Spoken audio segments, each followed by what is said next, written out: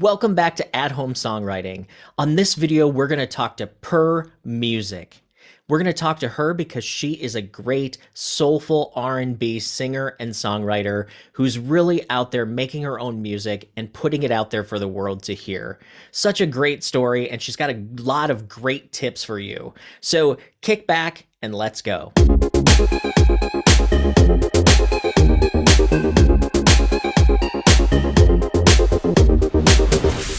And today we're talking to Purr Mewsik. So welcome to At Home Songwriting. How's it going? Thank you. It's going great. How are you? I'm good. You and I had met through some of the online songwriting groups, and I've been following you on Instagram and listening to some of your music on YouTube. And I just thought it'd be really cool to find out, how did you get started? What is your songwriting like and all of that good stuff. So Purr Mewsik, that's kind of a unique name. Where did that come from? Yeah, it kind of it kind of happened by chance because, a lot of cool names are already taken, and I didn't want to put any numbers or underscores or hyphens in my usernames. So I was randomly just putting in words like purr cat, cat purr, and then it just came Purr Mewsik. This is not taken. And so I just kind of stuck with it, liked it, started putting it on a whole bunch of social medias, and it was not taken. So I was like, okay, well, I'm going to take this. Awesome. So obviously the question is, you mentioned it's related to cats and the whole Hmm. purr and then mew and all of those things. Right. So are you a cat person or where did that originate Absolutely. from? Well, I'm an only child, so kind of growing up, we always had a cat, and that was like my best friend. So I just kind of naturally gravitated towards cats. My parents both loved cats.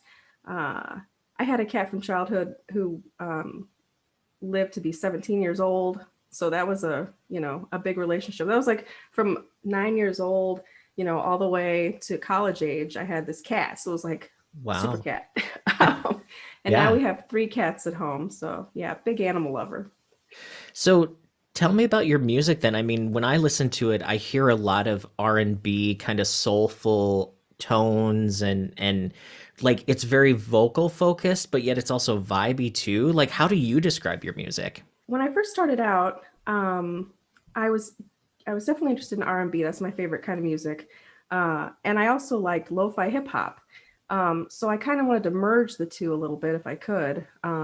So there's definitely some R&B soul, and people have told me there's like a little bit of jazz in it.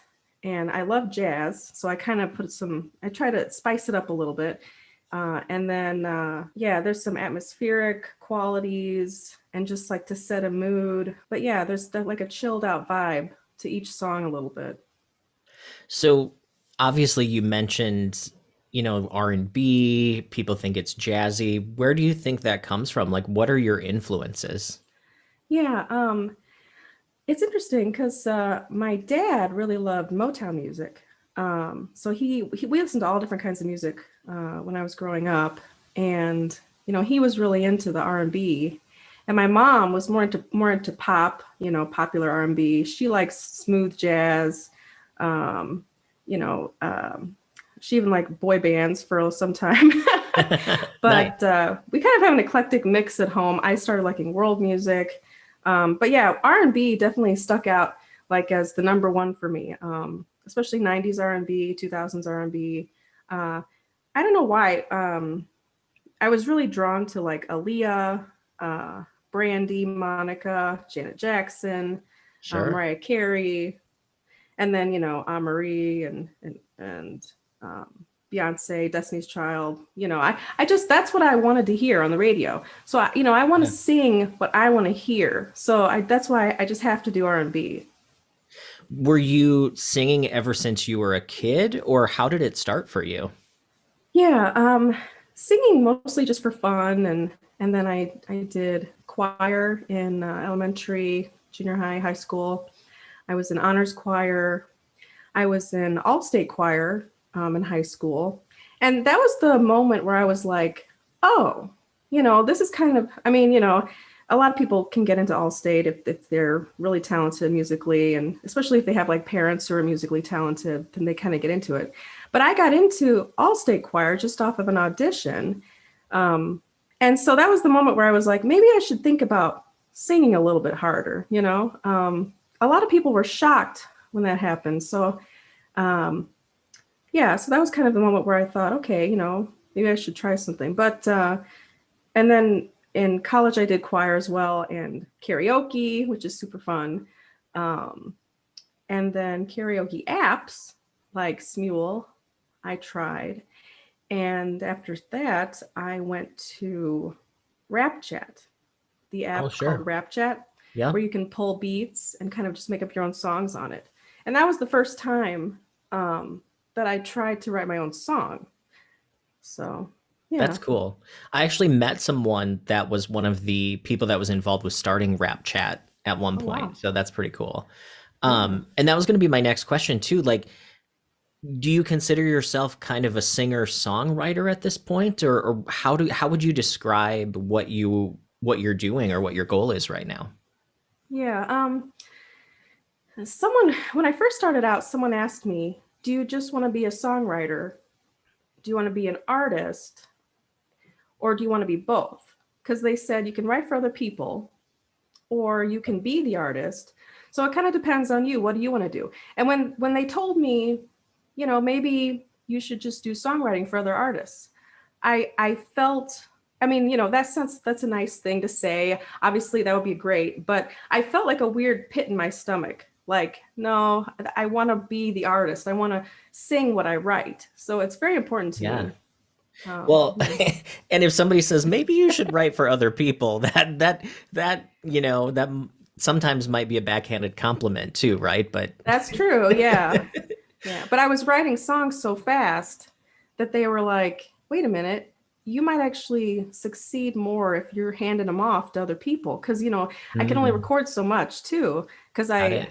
I'm working on so many songs that they were saying, hey, why don't you, join a publishing company and get those songs to other artists? And I was like, no, I'm not ready to do that yet. Got it. Yeah. So, how many songs do you say you write? Are you writing all the time, or what does that look like Yes. for you? Yes. I'm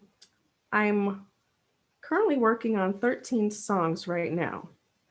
Wow. And I kind of go back and forth. I also take little breaks sometimes. But yeah, I'm constantly buying beats in advance because I Cool. don't want to be in a place where I don't have a song to work on. I want to always have a song to work on. Awesome. So, Yeah. is that your process then? Are you kind of top lining to beats Yep. that someone else does? Tell me about that. What's Yes. that process look like for you? Yeah, that's actually a lot of fun. So I have been on BeatStars, the app, to find different beats, and they're usually categorized like R&B, hip hop, pop, dance, electronica. So you can kind of choose your beat. You can even filter through like BPM or mood or something. And so that's another thing though. When you're buying beats, you're listening to a lot of beats. Like I've listened to a lot of beats. Like I'm thinking at least 500. Wow. Because it has to hit me in a certain way. Like I don't just go on there and hear Just one beat and there it is. yeah. Like I'm really picky. And then luckily too, this past year, producers will see me on social media and reach out to me on Instagram or Twitter, which has been actually really nice. Yeah. So So, as you are listening to beats, mhm. and I know sometimes this might be where the X factor comes in a little bit, but what would you say is that thing that you're looking for? I know you said you kind of know it when you hear it, but what really Yeah. makes a beat speak to you as a top liner and as a singer? Definitely the drums. Uh, Okay.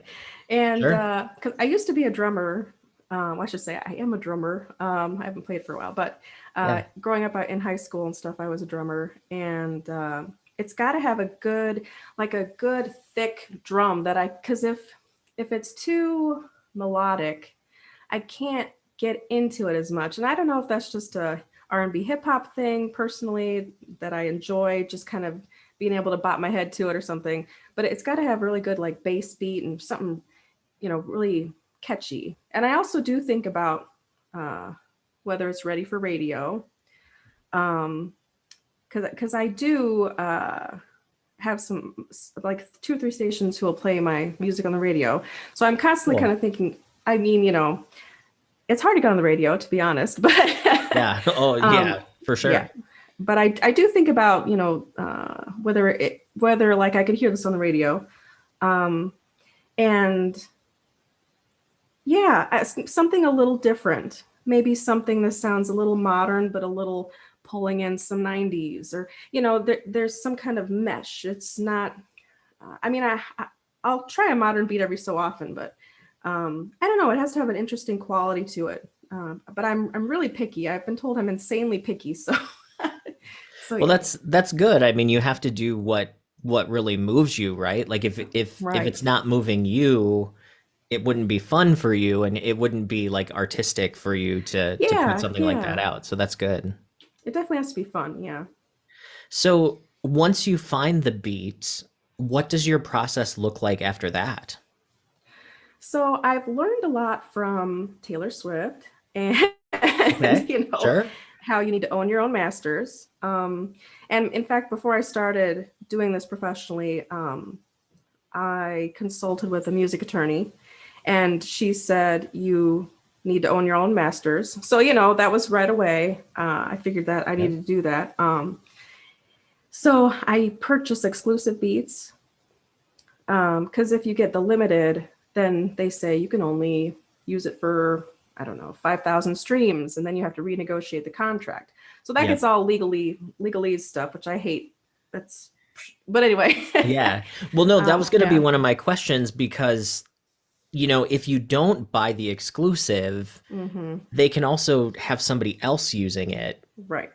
And I didn't So want it that. and that yeah, so that gets a little bit weird. So that answered one of my questions that I was going to ask. So you buy the exclusive and so you're like, I want this beat, I'm gonna buy it outright. And then what? Hmm. And then I usually talk to sometimes there's a little back and forth between the producer and I, because I say, are you in a PRO? Because I need that information to register the song in Yep. BMI or ASCAP. Yep. And then Are I you download the files. are you giving the producer then a writing credit? Is that automatically a co-write or how are you doing that?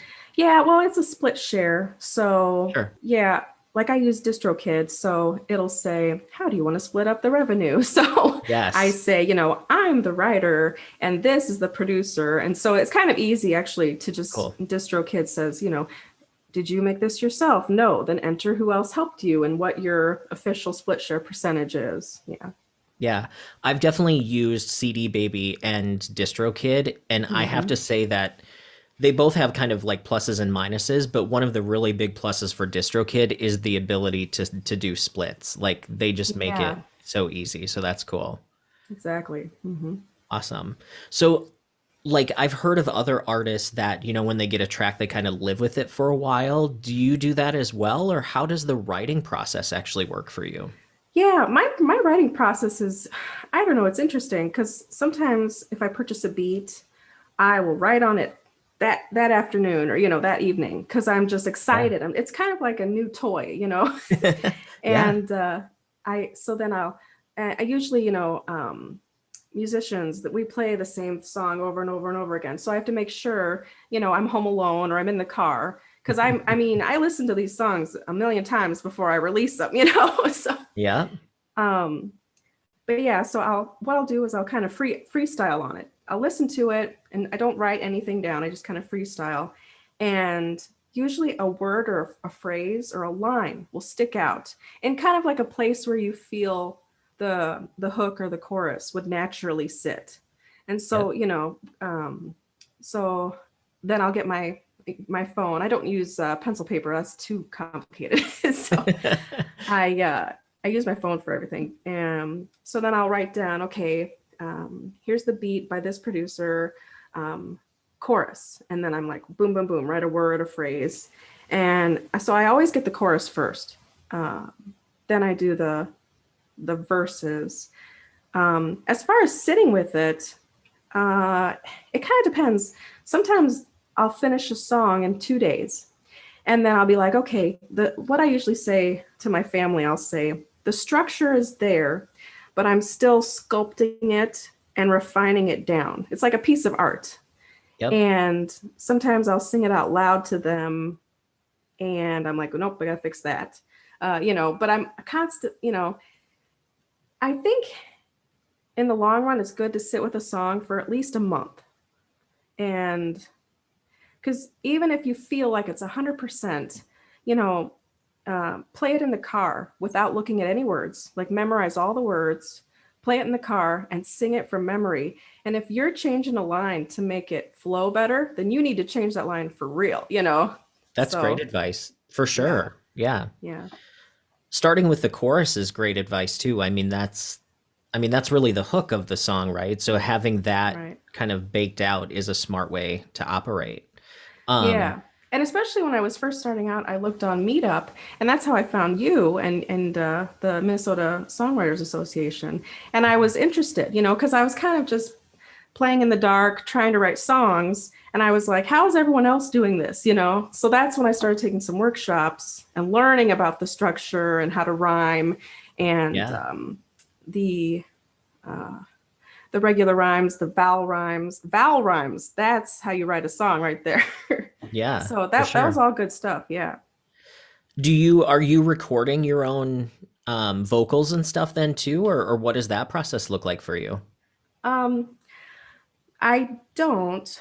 When I'm practicing, like what I've been doing recently is I use the BandLab app, Yeah. and I just will plug in my microphone into my phone and I'll sing like a demo because you can lay the track and then you can lay your vocal. You can even do background vocal on there, which is kind of cool. And then I will send that to the producer if they're interested. Sometimes they're just like, oh, yeah, that's great. Other times they're like, oh, yeah, you should maybe fix this or this. So Cool. their involvement is a little different. But as far as the official recordings, I definitely go to an engineer to do that. Awesome. So I know you mentioned getting a little bit of radio airplay as well. Have you focused on like playlist promotion, or how are you getting your music out there to the world? Yeah, that's been a little bit of trial and error this past year. I I did a little bit of playlist promotion companies, which is a little bit expensive. And the results are kind of mixed, because Mhm.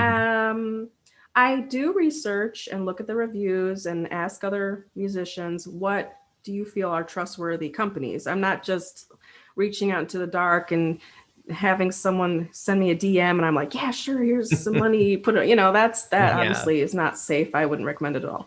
Uh, but I've recently been using daily playlists and SoundPlate. So Okay. those are two I recommend. Those are the free ones. And then I think for daily playlists, they might have a small charge. Submit Hub too. Um, I heard somebody mention Submit Hub recently, but I haven't used any of those, but I've definitely heard that yeah. one is one to look at for sure.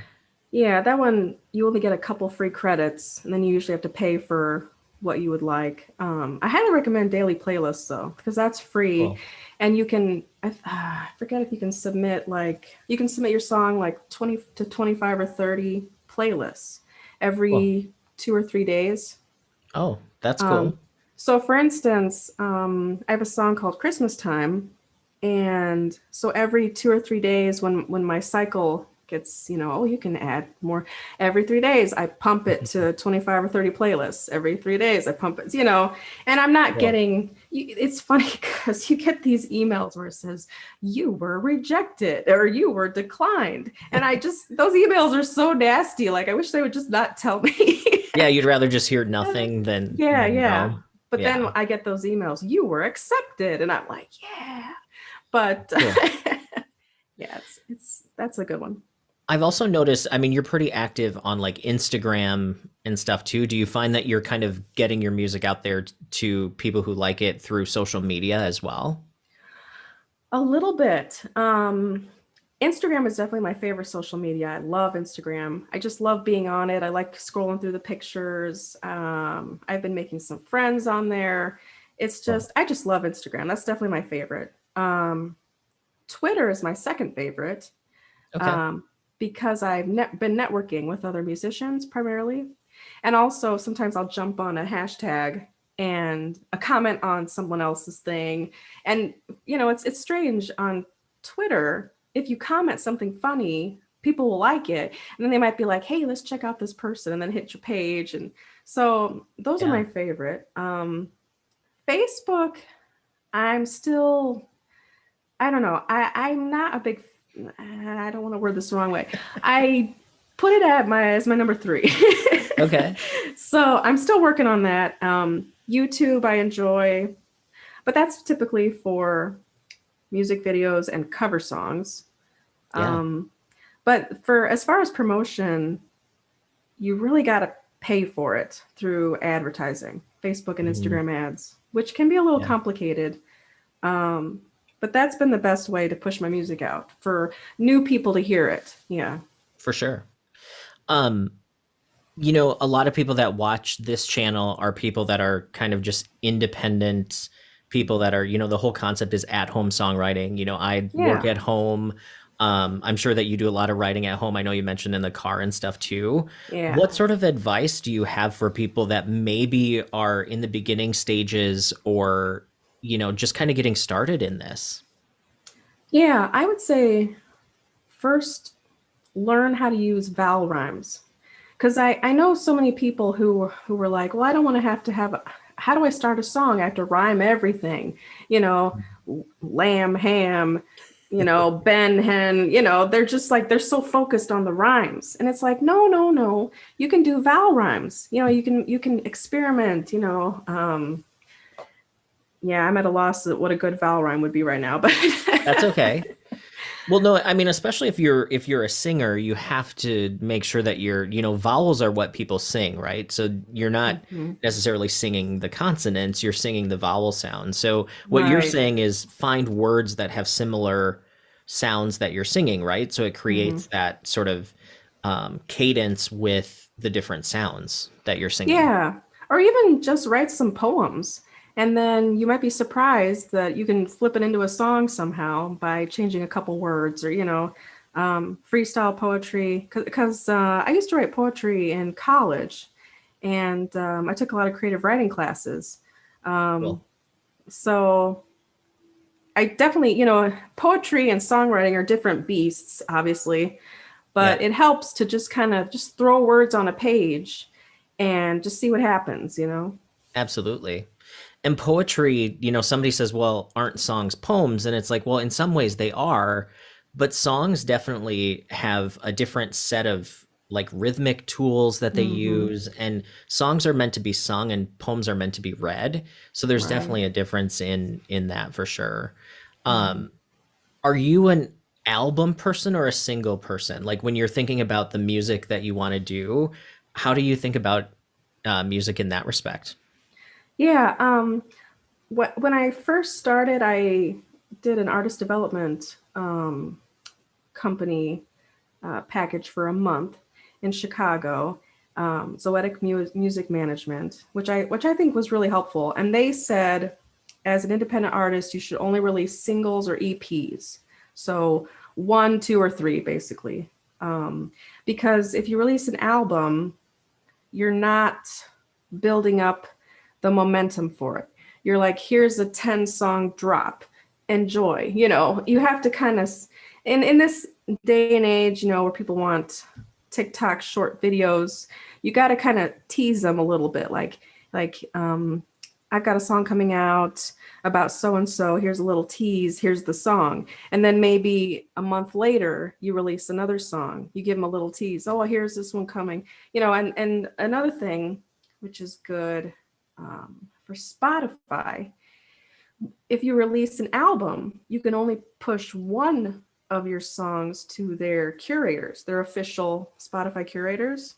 Okay. So that's the downside of releasing an album. Because what if you have like three gems? Well, which one are you going to pick to submit to the Spotify curators? So that's another thing that someone said to me recently. Um, Interesting. because I enjoy doing a double drop. So doing a two song because I figure like, hey, if you don't like this one, here's another one. You get two choices. Here you go. So So are you dropping two singles at the same time, or are they on the same yes. project? Okay, Yeah, I don't really do projects. I just drop a single or two got personally. it. Sure. Um, yeah. And using DistroKid, obviously we talked about that before, but is that your distributor of choice? It is, yeah. And they'll let you release as many songs as you want per year without paying for each one to be released, if Yeah. that makes sense. So I feel uninhibited with that. I can be like, I can release a song this month and this month and this month, and I don't have to worry about extra costs. Well, and I've noticed that you mentioned YouTube before. I think I've seen that you've done some videos recently of your own stuff, and then I think you've also done some covers on there as well. Yeah, video is kind of my Achilles heel, to be honest. I feel like social media, I'm pretty good at. I'm improving. Photography, I'm real picky about it, so I've been up leveling up for that. Creating my own content on Canva for like advertisements or graphics. I'm Yep. doing that. Yep. Video is kind of the world where I'm like still trying to get into it. I don't know if it's comfort level being on video or just naturally being a little more introverted. I'm sort of like, oh, I have to be on the screen. What am I going to do? Yeah. Um, Yeah. so unfortunately, it's taken me about a whole year to make a music video for my one of my first songs. And it was kind of I was telling my husband, it was kind of a learning process. All year I was like, okay, I got the song out. Now what? And that's when you really have to learn the music business, you know. So I played around. The app I use is InShot. Hmm. If you've ever heard of that. I haven't. So that's Is my it, favorite. and that's a video making Yeah, like video app? editor. Yeah. Cool. Um, so I made a lyric video, and that was kind of my test. You know, I didn't put myself in it. I just kind of threw Cool. some different videos and photos with the text. So then I got comfortable with video editing. And then that's when I was like, okay, I'm going to release a music video before the end of the year. I'm going to do it, you know? So I did it. And I feel pretty good about it. You know, for a homemade music video, I'm like, this isn't bad, you know? And that's um, is that see-through? The See through. Yeah. Yep. Yeah. So if people want Um, to check it out, it's on YouTube. So See-Through by Purr yeah. Music. I contacted some videographers, professional ones, and they were a little pricey. One person wanted 2 grand, another person wanted 3 grand, another person wanted 7 grand. Okay. And I can't afford that. Most of us For, can't afford to just drop that on something. yeah, I mean, and it was interesting because they were actually very candid with me. They said, you know, we can make a spectacular music video for 5 grand. However, in this day and age, indie artists are doing fine with homemade videos. People don't care. They kind of like the authenticity. They like you being creative on your own. Yeah. The other videos are too glossed up. You know, it's interesting. I saw a music video with Justin Bieber in it recently, and his production crew tried to make it look a little more like you're kind of in a dark studio garage making more of a homemade video. And it was interesting to me that he's such a high profile singer that his team was trying to make it look a little more dialed down. Yeah. So there's definitely some truth in that. But I'm assuming that in his case, it was still very expensive to make it look Oh, for dialed sure. Yeah, down, yeah. right? Like, Yeah. It's like yeah. when you buy the really expensive ripped jeans when you could Yep. have just ripped your own, you know? Well, even so, like, talking about learning experience and stuff, I started this channel recently and just even learning about lighting and, I bought a Yeah. little bit more expensive camera, definitely not Mm-hmm. top of the line, but higher up the line than I have used Yeah. in the past. And there's a lot to learn, but I mean, I think that's fun, right? Like, I think Yeah. you said you're picky about things. I think I'm like that as well, where Mm-hmm. being an artist, you want to have that creative control over like Oh what yeah. what music am I putting out? Like what am I singing? What does my video look like? And Mm-hmm. And I think that's what's cool about where we are, like with Yeah. technology and like the playing field is a lot more level now. Like we have the opportunity, even like now, you're in Indiana, I'm in Minnesota, like we're having this conversation. Like that's just Yeah. awesome, you know? Yeah. And some major label singers, they feel like they're so over controlled, like they want to tamper with their image, their sound, and they're looking forward to getting out of their contract so they can do what they want. So, Yep. in some regards, I feel like maybe because I'm so picky and focused on how I want everything to be and look and sound, maybe this is a good place for me, to not be on a label, to have my control, to do as I please. Yeah. Well, and I think the thing to remember for independent musicians is fans are fans, right? Like if you have legit people that support you and your music, like Hmm. if you can establish that on your own, then you don't necessarily need the label to do that. Like Right. labels are really banks and marketing machines, Marketing. you know, Yeah. which in some ways, yeah, it'd be nice to plug into their infrastructure and Mm. blow up, but at the same time it's like what are you giving, like like you said, what are you Right. giving up to do that? Is it creative control? Is it Mm. privacy? Is it not owning your masters, like you said, Usually. because I mean, Taylor even has fought with that, and the labels are getting trickier and trickier to where they're not even going to allow people To to re-record them. re-record and do covers of their own songs. So they're Yeah. always going to work in their favor. So you have to Mhm. decide, like, is it worth plugging into that? And Right. sometimes they can shut down your project and you're in your contract, you can't release anything else. So then it's like you can't do anything. Yeah. So Yeah. That would be a nightmare for me. yeah. Well, that's what happened to JoJo. I don't know if you're a fan of Yes, the I've singer JoJo, yep. but yeah. And she's Yeah. now she did her own thing for a while and now she's on a label again, but I think she's in a definitely better spot for sure. Yeah. But she still has that name recognition, popularity, fan base because of the big label too. So, Correct. and sometimes once artists are major like that, they don't want to even try to release their own because they know it's not going to be, they had that hit and they want to get up to that hit level, but they can't because they don't have that major label support, even if their song is Right. still fantastic. Yep, So some major label artists don't want to even try because of that reason. for sure. And there's the whole thing of like being able to afford the big name producers that could Mm. actually make it sound current, quote unquote. But Yeah, that's an interesting point because I bet whichever producer JoJo is approaching, I mean, I don't know for sure, but might be upcharging her a lot. Like, hey, you're a big name. You can buy my beat for X amount of money, like, and then if you're kind of a first starter indie artist, oh, here's a beat for cheaper, So that's yeah. that's interesting. Or it's maybe an independent producer. I don't even know who she's working with, to be honest. So I Yeah, can't yeah, I don't can't say, but know. like I mean, if an artist like JoJo came to me, I might cut her a deal. You know what I'm saying? Because Yeah, like she yeah, has, she could kind of, give me for a sure. boost that I might need. But yeah. Yeah.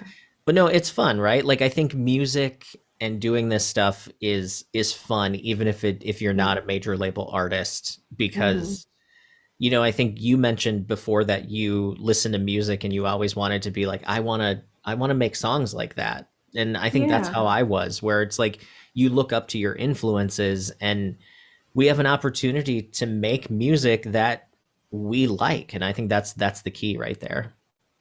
Yeah. On another possibly odd note, a few years ago, I had sinus surgery.